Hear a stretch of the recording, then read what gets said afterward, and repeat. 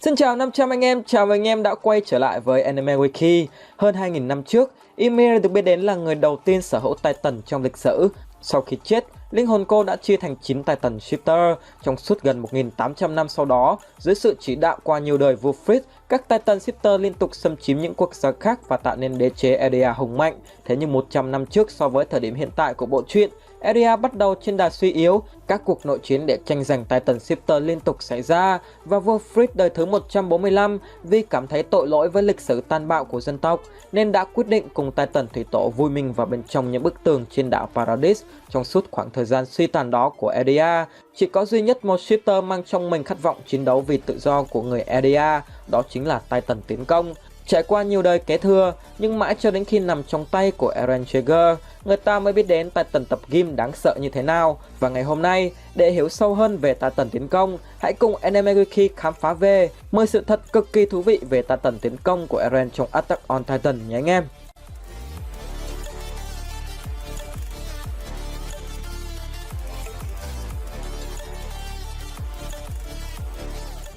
Trong Season 3 của series, qua lời kể của cán bộ nằm vùng Malay Eren Kruger, chúng ta biết được tên Titan của Eren là Titan tiến công, phiên âm tiếng Anh là Attack Titan, và trong tiếng Nhật, nó có tên là Shigeki no Kyojin. Rất thú vị khi đó cũng là tên của series đình đám này. Rõ ràng trong 9 Titan Shifter, tác giả Isayama Hajime đã ưu ái Titan tiến công hơn tất cả và lấy nó đặt tên cho siêu phẩm cuộc đời mình. Về ngoại hình tương tự như Grisha, Titan của Eren cao 15m và nó là Titan cơ bắp nhất series. Đáng chú ý hơn nữa, cơ thể tiến công được mô phỏng dựa trên Yujin Okami, một võ sĩ hỗn hợp rất nổi tiếng ở Nhật Bản. Ngoài ra, nếu anh em để ý sẽ thấy khác với hình dạng Titan tiến công đầy đủ mịn mồm ở hai đời trước. Tiến công của Eren đột biến hoàn toàn khi có cấu trúc hàm kép, khiến cậu cực kỳ lợi hại trong những pha cắn tàn cắn dại đối thủ và không thể sử dụng khả năng giao tiếp. Lời giải thích đơn giản cho cặp hàm cắn người xuyên lục địa này đó là nó có thể liên quan đến chiếc hàm ở dạng Titan nguyên thủy của Eren, và sau khi trở thành tiến công,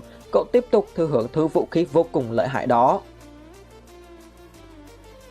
Khi theo dõi Attack on Titan xuyên suốt 3 mùa, chúng ta sẽ nhận ra tiến công là Titan duy nhất có đôi mắt phát ra ánh sáng màu xanh, không chỉ riêng đời của Eren mà trong trận chiến của Grisha với Frida Thủy Tổ, có thể thấy đôi mắt Titan tiến công của ông ấy cũng có màu xanh. Ngoài ra, một điểm đáng chú ý khác mà anh em sẽ bất ngờ khi nghe đến, đó là tiến công của cha con nhà Jaeger đều có cặp tai nhọn như chủng tộc Elf trong truyền thuyết. Đây là chi tiết rất thú vị khi trong tay của Kruger, Titan này hoàn toàn bình thường. Ngoài ra, Titan thú của Jake cũng có đôi tai tương tự, vì thế có thể suy đoán là dòng máu nhà Jaeger có một hiệu ứng đặc biệt nào đó khiến đôi tai của các Titan mà họ sở hữu trở nên nhọn hoắt như thế này.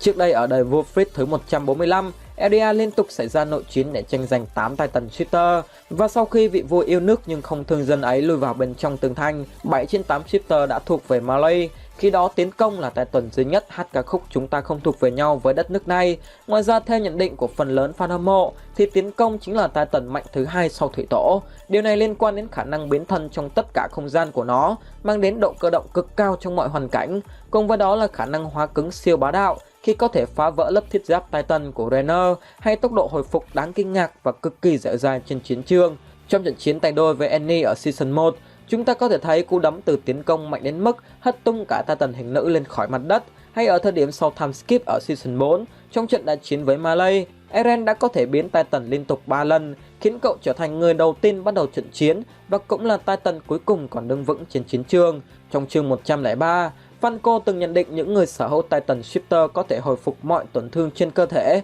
nếu họ có ý chí sinh tồn mạnh mẽ, với khát vọng luôn tiến về phía trước để chiến đấu cho sự tự do. Chúng ta có thể hiểu được lý do vì sao tiến công của Eren lại có khả năng hồi phục mãnh liệt và độ bền dẻo dai đến như vậy. Ngoài tất cả kỹ năng chiến đấu đặc biệt, thì tiến công của Eren là Titan duy nhất cho đến nay được biết đến là từng kích hoạt trạng thái Titan hoang dã. Eren đã thể hiện sức mạnh ngẫu nhiên này trong trận chung kết của Attack on Titan mùa 1 với Annie, vì chỉ xuất hiện trên anime một lần duy nhất ở Season 1, nên Titan Perfect của Eren đã gây ra rất nhiều tò mò cho fan hâm mộ. Thế nhưng tác giả Isayama chưa bao giờ giải đáp trực tiếp về trạng thái này. Anh em có thể hiểu chế độ tiến công điên này của Eren đơn giản là đã áp dụng quy tắc tăng sức mạnh ngẫu nhiên trong anime shonen dành cho những thanh niên có haki nhân vật chính. Đối với fan Attack on Titan, thì chẳng cần xem anime cũng có thể khẳng định season cuối của series này là mùa hay nhất cũng như là hại não nhất xuyên suốt bộ truyện, bởi nó sẽ liên quan mật thiết đến sức mạnh chi phối quá khứ và tương lai, một khả năng chỉ có duy nhất tiến công sở hữu. Về cơ bản, nó có thể biết được ký ức của những người tiền nhiệm và biết được tương lai của người kế nhiệm. Trong suốt anime, Eren nhiều lần đã nhận được những mảnh ghép về quá khứ không chỉ của cha anh mà còn của cả Kruger. Ở Season 3, khi hôn lên bàn tay Historia trong buổi lễ trao thưởng, Eren đã nhận ra khả năng này và biết được tương lai của mình thông qua ký ức của cha cậu. Chưa dừng lại ở đó, chẳng phải ngẫu nhiên giang hồ lại đồn đại Eren là dân chơi hệ rối, bởi quốc trưởng đã tận dụng năng lực thao túng thời gian để tranh thủ gửi những hình ảnh từ tương lai của chính mình về quá khứ cho Grisha một cách có chọn lọc. Qua đó chi phối khiến cha mình phải tấn công dòng họ Reyes, đoạt lấy Titan thủy tổ và trở thành mục tiêu của hàng gia bên trong bức tường lẫn đế quốc Malay. Chưa hết, xuyên suốt series, khả năng nhìn thấu tương lai của Eren còn được thể hiện khi cậu chưa nhận được sức mạnh Titan tiến công. Chúng ta có thể nhận ra điều đó ở ngay tập đầu tiên của Attack on Titan, khi Eren tỉnh dậy sau một giấc mơ và tỏ ra bất ngờ về mái tóc dài của Mikasa, mà anh em cũng biết rồi đấy, chỉ ở Season 4 Mikasa mới cắt ngắn đi mái tóc của mình. Vì thế có thể nhận định Eren 10 tuổi năm ấy đã thấy được tương lai ở tận 9 năm sau và đau buồn rơi nước mắt về nó. Xuyên suốt lịch sử 2.000 năm, các Titan Shooter được nhận định là vũ khí chiến đấu, không chỉ bởi khả năng tự nhiên mà còn bởi quá trình luyện tập và khổ luyện theo thời gian của những người sở hữu Titan. Hóa cứng là một trong những sức mạnh đó. Reiner từng xác nhận rằng các Titan Shooter có thể sử dụng khả năng hóa cứng sau nhiều tháng đào tạo. Thế nhưng tiến công của Eren đã học được nó bằng cách nuốt lọ thuốc hóa cứng trong đồn điền của Reyes ở Season 3, là nhân vật chính của Attack on Titan, không làm mà vẫn có hóa cứng chưa đủ. Khi trong trận chiến với Reiner ở Shigashina, Eren còn đấm vỡ luôn lớp giáp cứng của Titan thiết giáp, từ đó chính thức biến Reiner giáp cứng trở thành Reiner giáp thịt chứ danh giang hồ. Đã nhiều lần nghe về sức mạnh quá hack game của Titan Shifter, nhưng anh em có từng nhớ rằng sức mạnh của nó lớn đến mức khi tung ra những đòn tấn công trong trận chiến, nó thậm chí còn gây tổn thương ngược lại lên cơ thể Titan này. Điều này tương tự như cái cách Deku sử dụng sức mạnh của All Might trong Boku no Hero vậy. Chúng ta có thể chứng kiến điều đó trong Season 1, thậm chí ngay cả Season 2 trong trận chiến với thiết giáp Reiner. Eren vẫn tự hủy hoại cơ thể Titan của mình trong những đòn tấn công. Trong khi cả thế giới chú ý đến Titan tiến công của Eren, thì nhiều người đã lãng quên đi sự bá đạo của nó dưới thời Grisha Yeager, khi ông được biết đến là người trong lần đầu tiên kích hoạt Titan tiến công đã có thể chạy từ bến cảng Malay đến bức tường Maria. Thậm chí nếu theo logic thời gian, trong lần thứ hai sử dụng đến nó, vị lương y này đã chiến đấu và ăn thịt được Titan thủy tổ của Frida. Dù Frida được cho là thiếu kinh nghiệm điều khiển Titan, thế nhưng nếu so sánh với kinh nghiệm chiến đấu của Grisha thì có lẽ cha Eren cũng chẳng hơn là mấy đâu.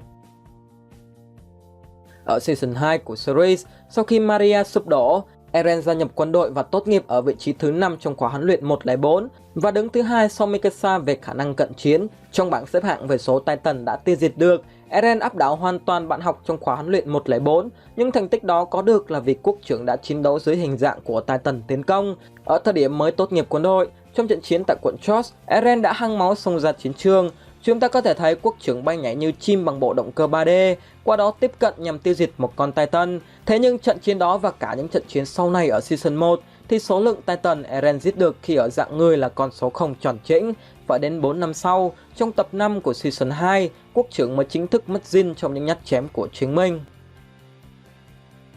Quay trở về Attack on Titan Season 1, trong khoảnh khắc lần đầu tiên Eren thức tỉnh Titan tiến công để cứu Armin, quốc trưởng đã bị một con Titan râu sồm nuốt trôi vào bụng. Cậu bạn tóc vàng hoe sau đó đã rất sốc, quay về gặp các đồng đội và báo tin cho Mikasa biết về cái chết của Eren. Mikasa sau đó đã trở nên suy sụp và muốn buông xuôi số phận. Thế nhưng Eren dưới dạng Titan tiến công đã xuất hiện và cứu mạng cô em gái nuôi của mình. Sau này thông qua hồi ức của Eren, chúng ta biết được quá trình thức tỉnh Titan của cậu đã diễn ra ngay sau khi bị nuốt chửng và ngay trước mặt Armin. Có thể thấy rõ điều này trong manga khi Armin vẫn còn đang suy sụp thì cánh tay của Eren đã thò ra khỏi miệng con Titan nguyên thủy. Thế nhưng khi lên anime, tưởng chừng nhà sản xuất đã cắt bỏ khung cảnh Eren thức tỉnh Titan lần đầu tiên trước mặt Armin, nhưng nếu xem thật chậm khoảnh khắc đó, anh em sẽ nhận thấy Armin đã ở ngay đấy rồi. Ngoài ra đây không phải là lần đầu tiên đội ngũ sản xuất anime Attack on Titan thể hiện độ chất chơi của chính họ, khi ở Season 1 của series, trong lúc tập luyện bộ động cơ 3D với Armin và Mikasa, Eren đã mất thăng bằng,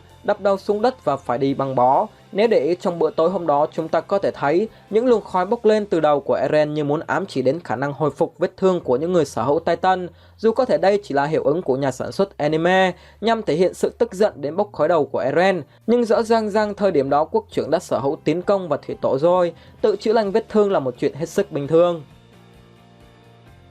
Vừa rồi chúng ta đã cùng nhau điểm qua 10 sự thật cực kỳ thú vị liên quan đến Titan tiến công của Eren mà có thể bạn chưa biết. Còn thông tin hấp dẫn nào chưa xuất hiện trong video này, hãy nêu ra ở phần bình luận nhé. Còn bây giờ xin cảm ơn anh em đã lắng nghe. Xin chào và hẹn gặp lại anh em trong những video sau của Anime Wiki.